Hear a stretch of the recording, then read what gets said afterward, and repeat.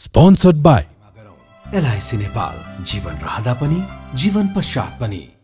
गर्वैदेखि बलियो भूगर्भ सिमेन्ट।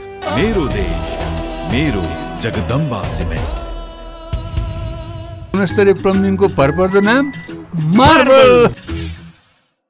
म पनि आजै नेपाल टेलिकमको एन्टी फाइबर सेवा लिन्छु। नेपाल टेलिकम, राष्ट्रको सञ्चार। रेड ब्लू इनर्जी ड्रिंक सर्वत्र बजारमा उपलब्ध छ। राष्ट्रको शान, किसान। लिकेज को no tension. Pinnacle Academy, Lagankhil, Lalitpur. 25 years of excellence.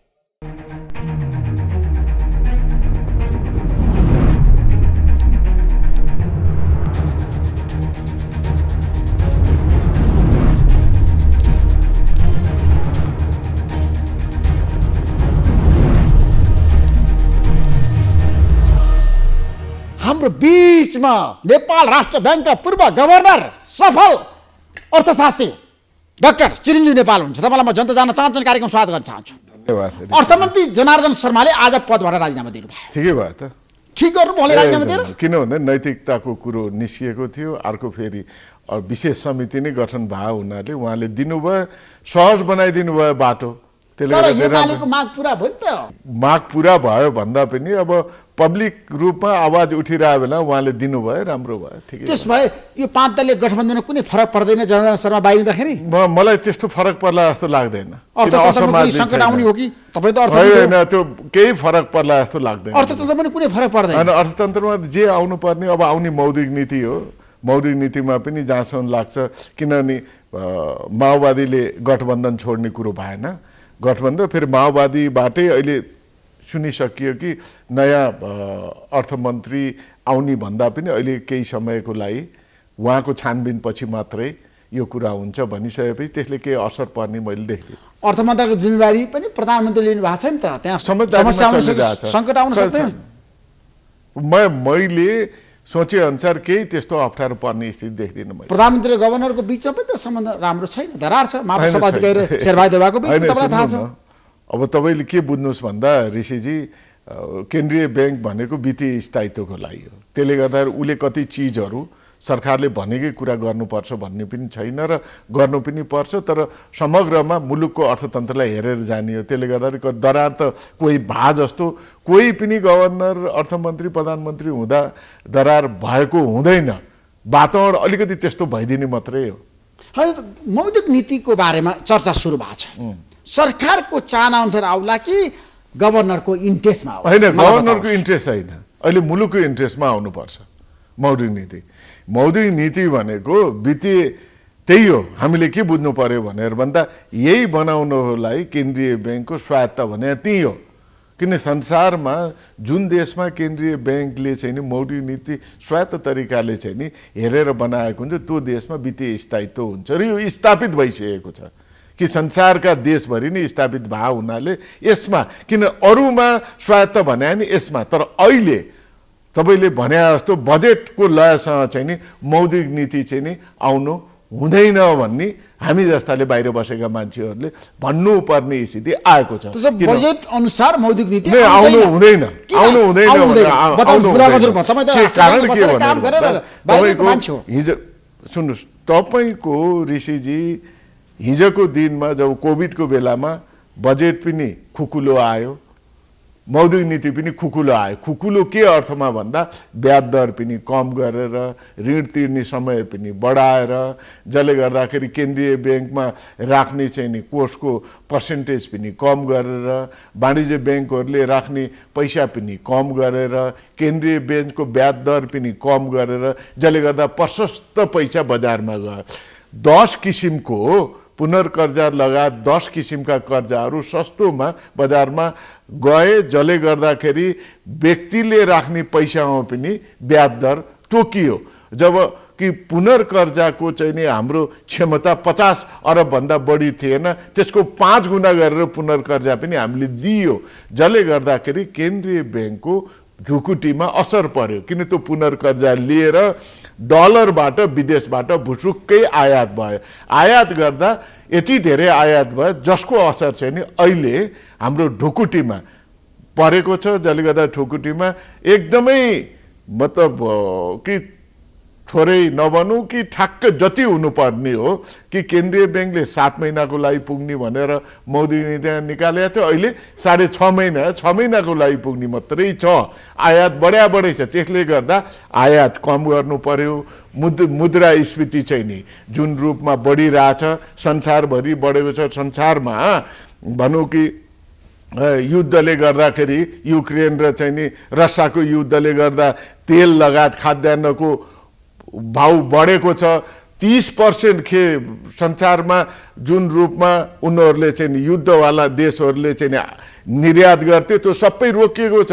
त्यसले खाद्यान्नको भाउ बढ्यो, यता ऊर्जाको भाउ बढ्यो, जसको असर हाम्रो ढुकुटीमा पनि परेको छ। त्यस कारणले गर्दा ढुकुटीलाई होइन,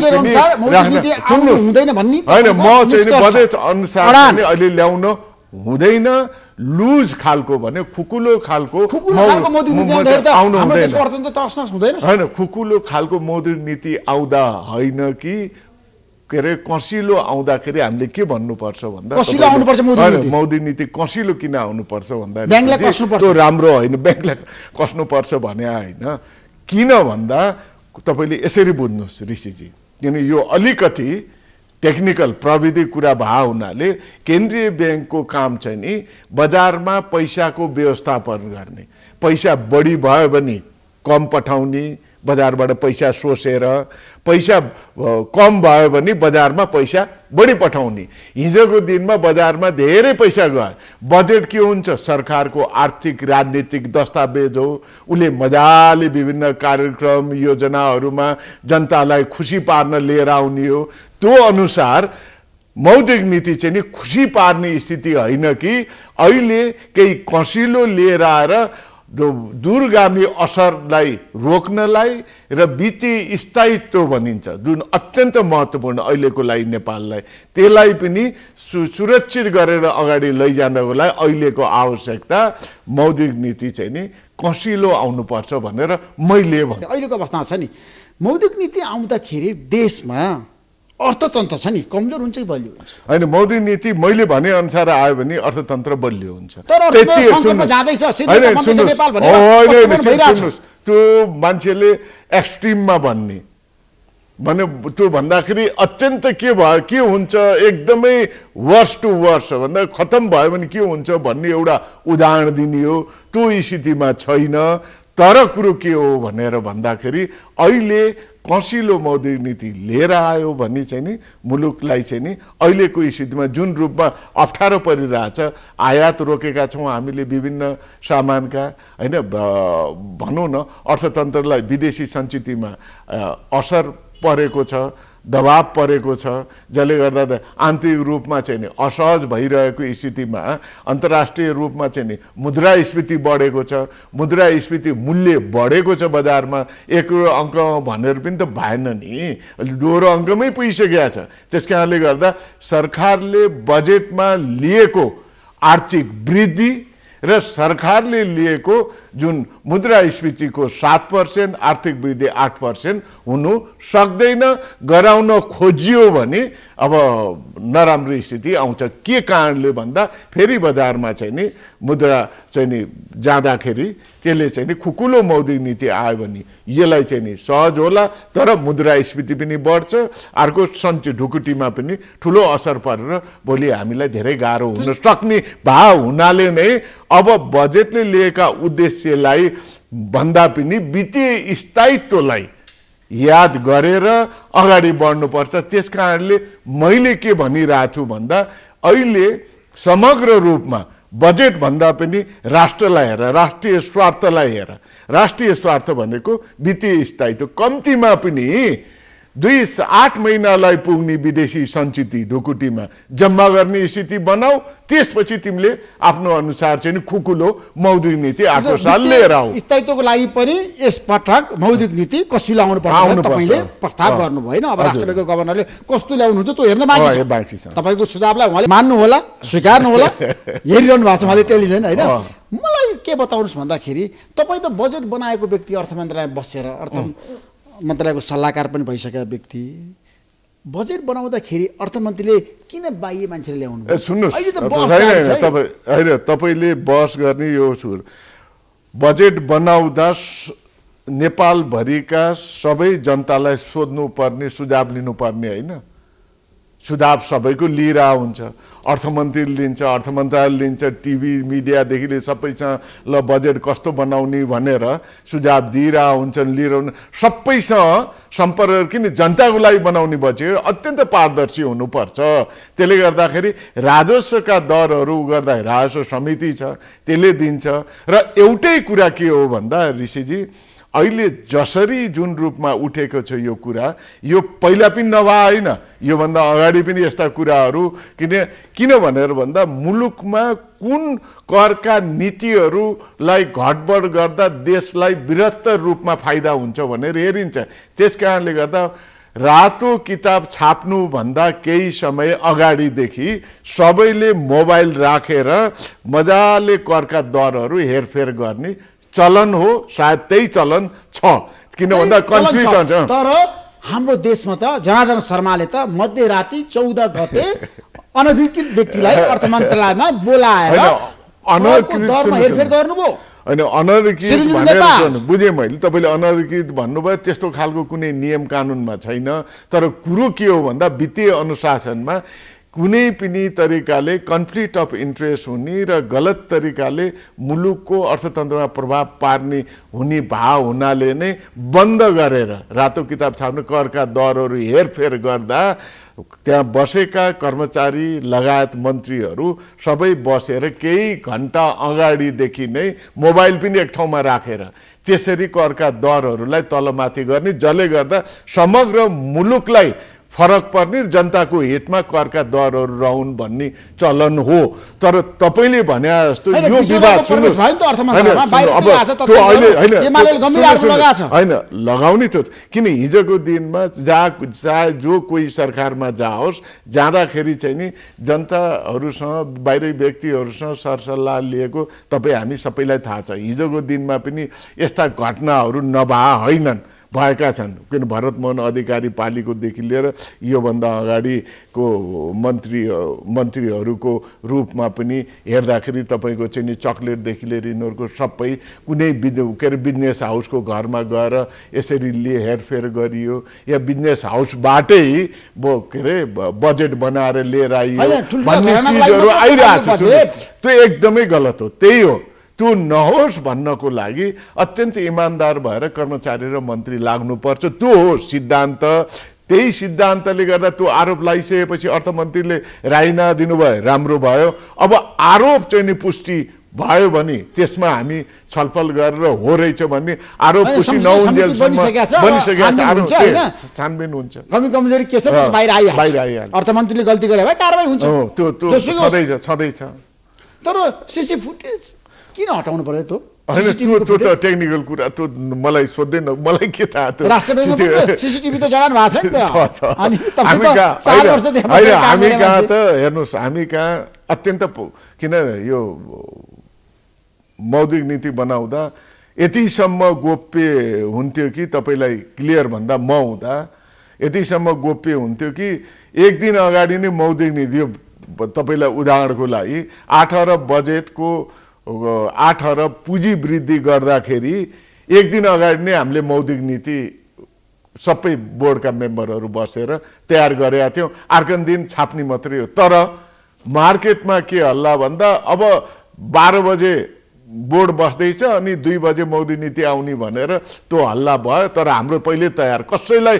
सुईको पनि थाहा थिएन कुनै पनि तपाईँ भन्नुहोस् कि केन्द्रीय ब्याङ्कको मौद्रिक नीति आउनुभन्दा अगाडि फ्ल्यास हुँदाखेरि पनि त्यसले पनि असर गर्छ जसरी करका दरहरूको बारेमा तलमाथि हुँदाखेरि बजारबाट सामान लुकाउने जनतालाई चाहिँ उपभोक्ताहरू ठग्ने लगायतका कुराहरू अत्यधिक हुने र जसले गर्दाखेरि चाहिँ भोलि पब्लिकलाई असर पर्ने काम चाहिँ करका दरहरू अगाडि चाहिँ थाहा हुने बित्तिकै त्यो गराउने बित्तिकै अनधिकृत रूपमा चाहिँ नि व्यवसाय चलाउने व्यक्तिहरूले फाइदा लिन्छन् जो मुलुकको रूपमा घात हो भन्ने हो त्यस्तै मौद्रिक नीतिमा पनि अगाडि आउने बित्तिकै चाहिँ नि त्यसले गर्दा ब्याङ्क वित्तीय संस्थाबाट ऋण लिने लगायत कति कर्जाहरू दिने खालका नीतिगत कुराहरूमा पनि परिवर्तन गरेर फाइदा लिन सक्छन् भनेर अत्यन्त गोप्य राख्ने चलन हो।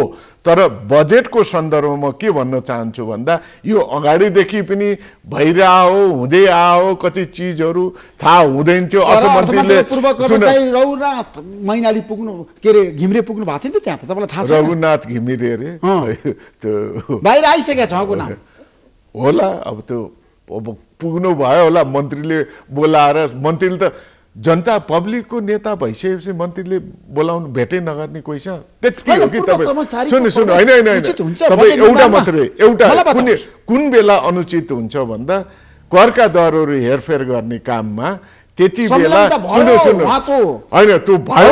अब अर्थमन्त्री त्यसकै लागि पठाउनु बुझेँ मैले तपाईँले भने यो आरोप छ, त्यसको लागि समिति गठन भएको छ, समितिले भोलि क्लियर गर्ला, उहाँले राय दिनुभयो। तर कुरा के हो भन्दा वित्तीय अनुशासनभित्र वित्तीय र चाहिँ नि एउटा अनुशासन हुन्छ यो अर्थ मन्त्रालयमा। करका दरहरू हेरफेर गर्दा कोही व्यक्ति पनि कर्मचारी बाहेक कोही व्यक्ति पनि जान्थ्यो पनि केही समय अगाडि रातो किताब छाप्नुभन्दा अगाडि भन्ने मैले थाहा पाए अनुसार त्यो हो। तर तपाईँले जुन आरोप आइरहेछ यो आरोप यदि पुष्टि भयो भने कुरो सिद्धियो, अब पुष्टि भएन भने के भन्ने? होइन करको दरमा त त्यहाँ भयो नि त चलखेल त।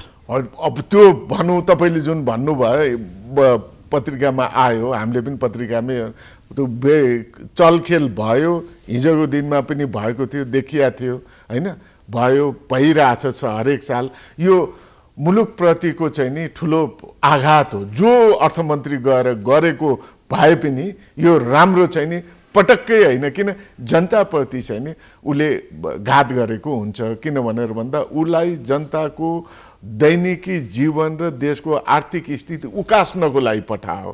जनतालाई महँगीदेखि राहत होस्, जनतालाई राम्रो होस्, व्यापार व्यवसाय राम्रो होस्, देश अगाडि बढोस् भनेर अर्थमन्त्रीले बजेट लिएर आउने। त्यसमा अलिकति पनि तलमाथि चाहिँ कुनै रूपमा हुँदाखेरि त्यो त मुलुकप्रति राम्रो होइन। त्यस कारणले गर्दा नै अर्थमन्त्रीले सायद राय दिनुभयो। भोलि पुष्टि भयो भने अब त्यसमा उहाँलाई आरोप लाग्छ, अब पुष्टि भएन भने त अब फेरि पनि अर्थमन्त्री बनेर आउन सक्नुहुन्छ। सम्भावना छ किन गठबन्धनको सरकार तपाईँ कस्तो कुरो गर्नु, गठबन्धनको सरकार त्यसमा खाली राखेको छ। जब भनिसक्यो माओवादीले, अझै मैले हेरेको थिएँ मिडियामा, माओवादीले भनिसक्यो कि अब अर्को कोही अहिले यो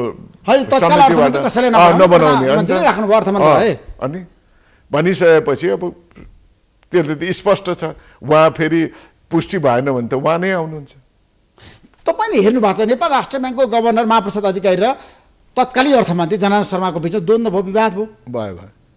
त्यसले गर्दा अर्थतन्त्रमा ठुलो समस्याहरू आउन सक्छ भनेर धेरैले भने। तपाईँले पनि भन्नुभयो, तपाईँले रिपोर्टर्स गरेर नेपालमा गएर बोल्नुभयो, आफ्नो राख्नुभयो। अहिले आएर फेरि पनि छ नि गभर्नरको कारणले तपाईँ आज खुलासा गर्नुहोस् अर्थतन्त्रमा कुनै समस्या आउँदैन। मैले सुन्नुहोस् ठ्याक्कै यदि कसिलो मौद्रिक नीति आयो भने समस्या पर्दैन। सरकारलाई हुन्छ गभर्नर होइन, सरकारलाई होइन, मुलुकको कस्टमा चाहिँ नि केन्द्रीय ब्याङ्कले कसिलो मौद्रिक नीति ल्याउनै पर्छ। कुनै पनि हो अर्थतन्त्रलाई केही समयको लागि अप्ठ्यारो हो, त्यो ल्या भनेर म के अरे यदि अर्थतन्त्रलाई अगाडि बढाउनलाई हुँदैन, 8% आर्थिक वृद्धि चाहिन्छ भन्ने हो भने चाहिँ नि त्यो आउँदैन। तर वित्तीय स्थायित्वको लागि र मुलुकको स्वार्थको लागि चाहिँ अहिले कसिलो मौद्रिक नीति 1 आउनै पर्छ, 2 आउनै पर्छ, 3 आउनै पर्छ। त्यो बाहेक अर्को उपाय छैन। नेपाल आज तपाईँले स्पष्ट पारिदिनुहोस् नेपाली जनतालाई, जनार्दन शर्माले अर्थमन्त्रीको रूपमा राम्रो काम गर्नुभयो होइन? त्यो त पब्लिकले मूल्याङ्कन गर्छ होइन। उहाँले ल्याएको बजेट त विवादमा पऱ्यो, त्यो कुरा मान्नु होइन। सुन्नुहोस्, बजेट ल्याएको मैले तपाईँले यसरी होइन, आयातलाई उहाँले विशेष छुट दिनुभयो। कसलाई? विदेशीहरू सामानहरूलाई, विशाल ग्रुपलाई, ठुल्ठुला बिग हाउसेसहरूलाई होइन। यो उहाँले तपाईँले जुन होइन नेपालमा बिजनेस गर्ने यही ग्रुप न हो तपाईँले देखेका, उनीहरूकै प्रभाव त पर्ने हो। यिनै ग्रुपहरू जति छन् तपाईँले अहिले नाम लिन नसकेका, नाम लिएका सबै जति छन् यिनीहरू नै हो। हरेक बजेटको बेला यिनीहरू प्रभाव पार्न त खोज्छन् नै, एउटा इन्ट्रेस्ट नै हुन्छ हरेक समूहको, जहाँ पनि प्रभाव पार्नु, चाहे मौद्रिक नीति बनाउँदा होस् चाहे बजेट बनाउँदा होस्। त्यसमा अर्थमन्त्रीले मुलुकको अर्थतन्त्रलाई हेरेर कसरी चाहिँ व्यापारी व्यवसाय पनि राम्रो होस् र राजस्व पनि उठोस् र जनतालाई असर पनि नपरोस्। हैन भनेर सेकेन्डरी प्याडमा हेर्ने। चाहिँ उहाँले अब धेरै कर लगाइदिनु त्यो चाहिँ नि स्वदेशीलाई, तपाईँले भने त्यो चाहिँ नि विदेशीलाई छुट मैले- गरिदिनु भयो। होइन त्यो चाहिँ नि गलत भयो हो। त्यो मैले आफूले बुझे अनुसार त्यो चाहिँ नि राम्रो भएन। दण्डीमा फलामा पनि त्यसै गर्नुभयो, तपाईँलाई थाहा छ।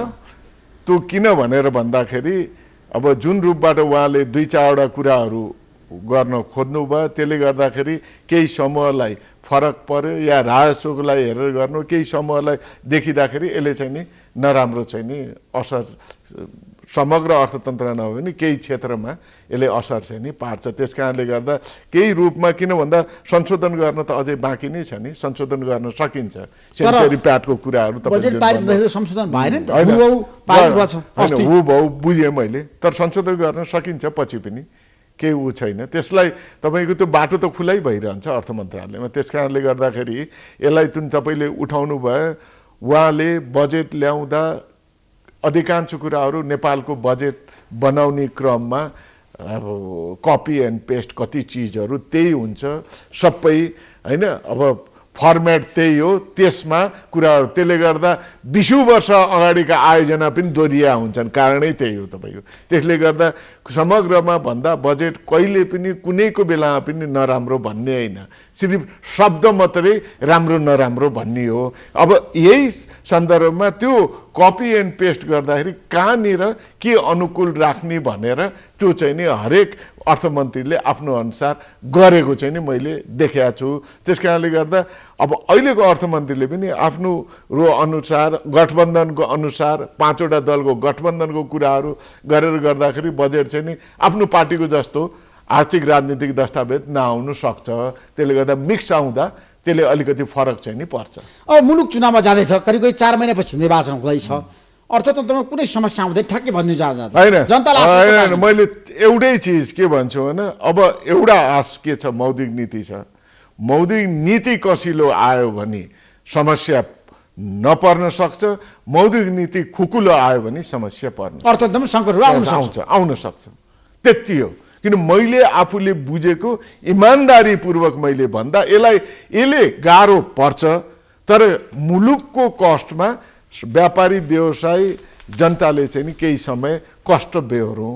त्यसले गर्दाखेरि मौद्रिक नीति चाहिँ नि हिजोको जस्तो चाहिँ नि खुकुलो, अत्यन्त खुकुलो, जसले गर्दाखेरि पोलिसी ब्याक नै गर्न नसकेर यो स्थिति आयो, होइन। नीतिगत कुराहरूलाई फिर्ता लिनुपर्ने, अब जुन गरिएको हिजोका नीतिका कुराहरू जुन गरिएको थियो, खुकुलो मौद्रिक नीति लिएर आउँदा त्यो चाहिँ नि अब पछाडि ल्याएर त्यसलाई हटाउनुपर्छ, जसले गर्दा केही समयको लागि, मुलुकको स्वार्थको लागि, राष्ट्र हितको लागि कम्तीमा पनि 2 अरब 8 महिनासम्म पुग्ने विदेशी सञ्चित जम्मा नहुन्जेलसम्म चाहिँ नि मौद्रिक नीतिलाई चाहिँ नि खुकुलो नबनाऊ भन्ने हो मैले। थ्याङ्क यू सो मच चिरञ्जीवी नेपाल, धन्यवाद। महत्त्वपूर्ण समय दिनुभयो, तपाईँलाई म धेरै धेरै धन्यवाद दिन्छ। Thank you so much. म केही छ विश्रामपछि फेरि आउनेछु, प्रतीक्षा गर्नुहोस्, कार्यक्रम फेरि आउँछ। Sponsored by एलआईसी नेपाल, जीवन रहँदा पनि जीवन पश्चात पनि। गर्वैदेखि बलियो भूगर्भ सिमेन्ट। मेरो देश मेरो जगदम्बा सिमेन्ट। गुणस्तरीय प्लम्बिङको भरपर्दो नाम मार्बल। म पनि आजै नेपाल टेलिकमको एन्टी फाइबर सेवा लिन्छु। नेपाल टेलिकम, राष्ट्रको सञ्चार। रेड ब्लू इनर्जी ड्रिङ्क सर्वत्र बजारमा उपलब्ध छ। राष्ट्रको शान, किसान। लिकेजको no tension. Pinnacle Academy, Lagankhel, Lalitpur, 25 years of excellence.